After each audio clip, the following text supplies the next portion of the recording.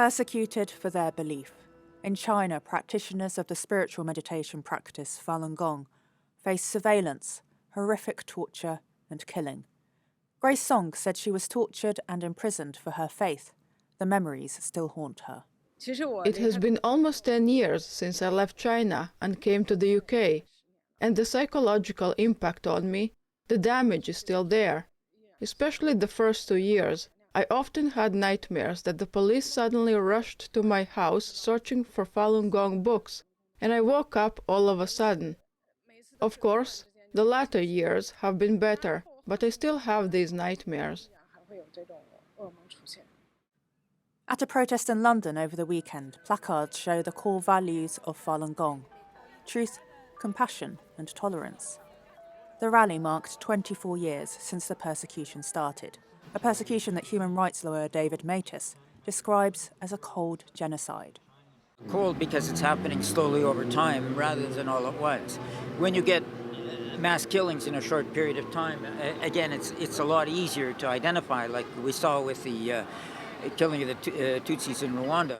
It was a topic of discussion at a meeting in the House of Lords this week, sponsored by former Health Minister Lord Hunt.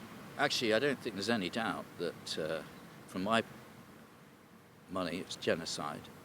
I think it's appalling what's happened to Falun Gong over those 24 years of persecution. And my job, and that of my colleagues, is to raise the profile of these appalling happenings as much as we can. A tribunal in 2019 concluded that forced organ extraction has happened on a substantial scale in China and still continues. It said crimes against humanity were committed, but didn't establish those crimes as genocide.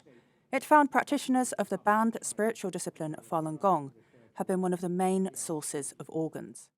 So what do you think of the UK government's response to the persecution in China?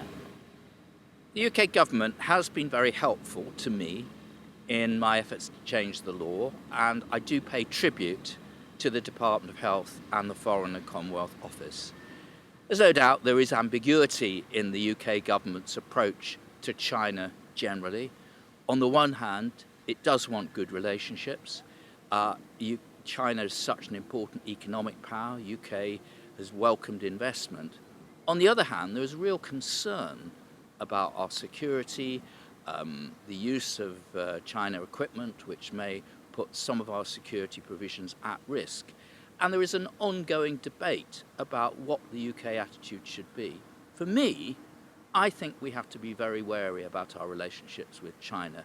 Of course, trade is important, but actually, our security, our values are more important than that.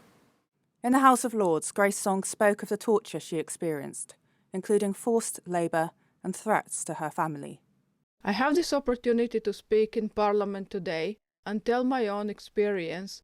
The persecution I went through is just the tip of the iceberg. More people are being persecuted right now. It's a solemn day, but she has hope that one day people in China will be free to practice their faith. Jane Worrell, NTD News, London.